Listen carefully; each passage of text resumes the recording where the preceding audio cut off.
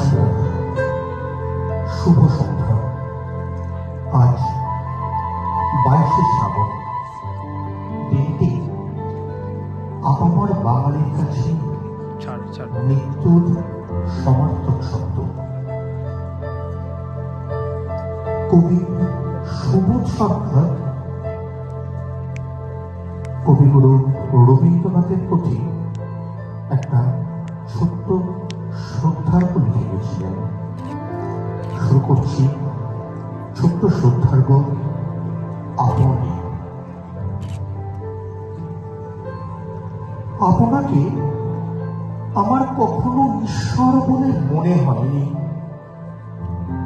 আমি যখন ক্লাস 8-এর ছাত্র, ক্যান্সারে বাবা মারা গেছেন।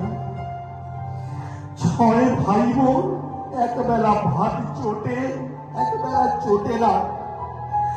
হাতে যখন সসপ্যান নিয়ে পথে দাঁড়ানোর কথা,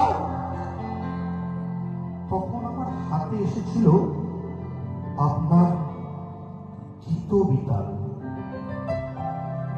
আপনাকে আমার ঈশ্বর বলে মনে হয়নি সেদিন। মনে হয়েছিল মানুষ। খেতে না পাওয়ার কি কষ্ট, সে কথা আপনার গীতবিতানে কোথাও লেখা ছিল না।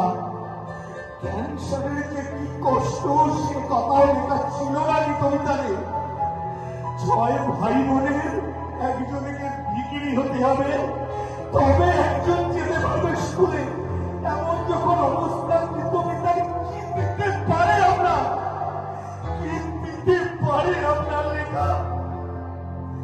আমার সামনে তখন মাত্র 2টি পথ খোলা ছিল। এক, নিম গাছের নিচে কাপড় পেতে বসা। 2, বন্দুকের নলে শক্তি উৎস। চীনের চেয়ারম্যান, আমাদের চেয়ারম্যান। 2 দিকে দেওয়ালে লেখা 2টি স্লোগান, মাঝামাঝি দাঁড়িয়ে পড়া আমি। কিন্তু আমি রাত জেগে আবিষ্কার করলাম, পাতায় পাতায় আপনি আমাকে লিখে রেখে গেছেন।